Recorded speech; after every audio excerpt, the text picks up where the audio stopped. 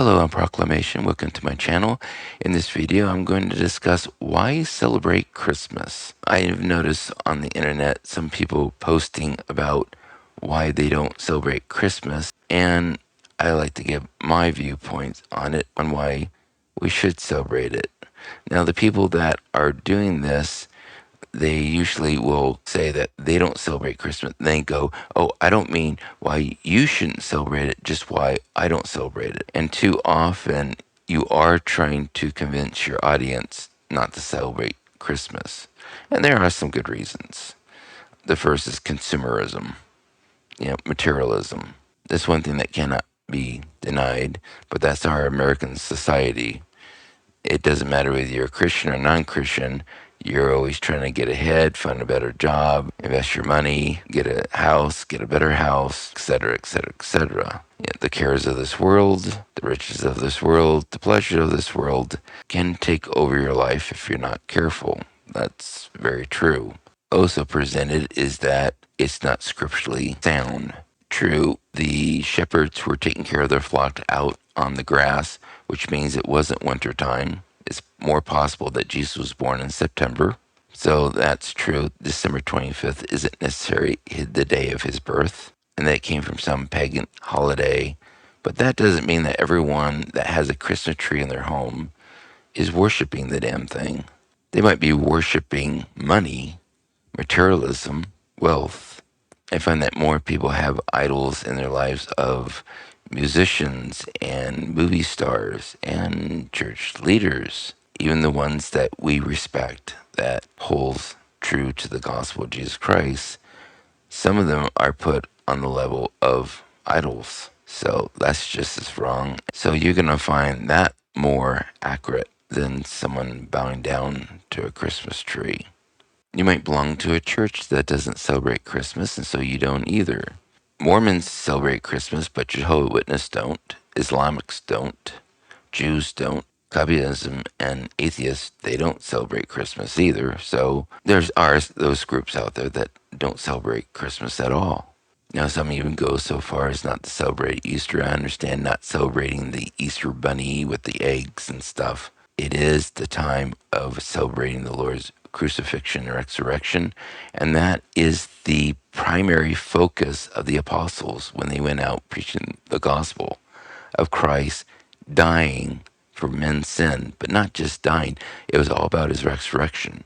Their whole testimony was that he was resurrected from the dead, and he's the only one that's resurrected from the dead, and the Father resurrected him from the dead to bring men back to God, reconcile us back to God, and bring justification to us through Christ is what he paid on the cross. It is Happy Resurrection Day, but it's also the day that you get unbelievers into the churches that want to go to a church service.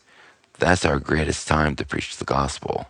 And also, very important, our humanity is too often we get legalistic and we leave the human elements out. People are hurting. People are in need. People are struggling with sin, financial problems, marital problems. Maybe they're fighting some sort of sickness. Maybe they got cancer. Let's not lose our heart. You've got to remember, if those of us that are saved, we were sinners at one time, and Paul constantly reminds us not to lose that focus. Now, what is my reason for celebrating Christmas? Number one, many Christians in other countries are being persecuted. They live in hostile nations, hostile societies that are very anti-Christian. In India, Hindu nationalism is gaining rise, and so there's conflicts with the Hindus attacking the Christians. In Pakistan is Islam, as in many other countries. China is communist, and they're cracking down on the churches, throwing pastors into prison, believers into prison for false charges, all sorts of things, shutting churches down because they won't join the communist church, which does not preach Christ but preach CCP. For some of them, they set up a secret room in their house and they decorate it for Christmas. And so privately they go in there, probably like even one member at a time, so that they don't get seen or get caught doing that, because if so, they could be thrown in a jail. Mobs could come trying to beat them up and stuff.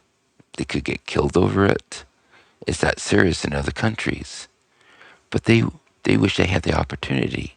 Worship Christmas because we have the freedom to worship Christ's birth. Why are we taking it for granted?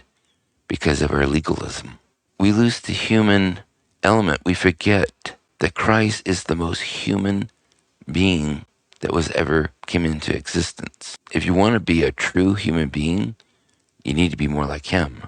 We should not be sacrificing the grace and the mercy and the compassion that God has given us to have the freedom to worship the birth of our Savior Jesus Christ. In North Korea, they secretly worship Christmas, but they have to be really careful because at any time, an official from the government can walk into their apartment. They don't need permission. They go up to the pictures of President, whatever, Kim, and his picture of his father, and make sure there's no dust on the frame and stuff. Or they'll throw you into a prison that you could die in. And they just don't take you, they take the whole family. Now, for this next part, I need to put in glasses, and hopefully I can read this, because I'm not in the best lighting. This is from a book called Streams in the Desert. I found it at a donation store.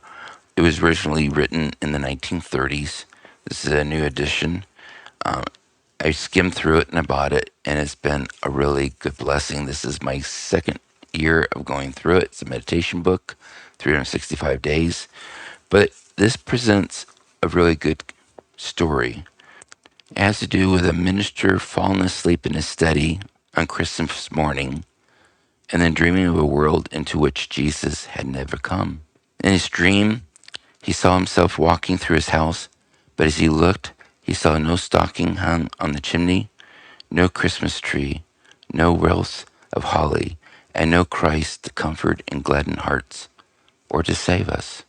He then walked onto the street outside, but there was no church with its spire pointing toward heaven.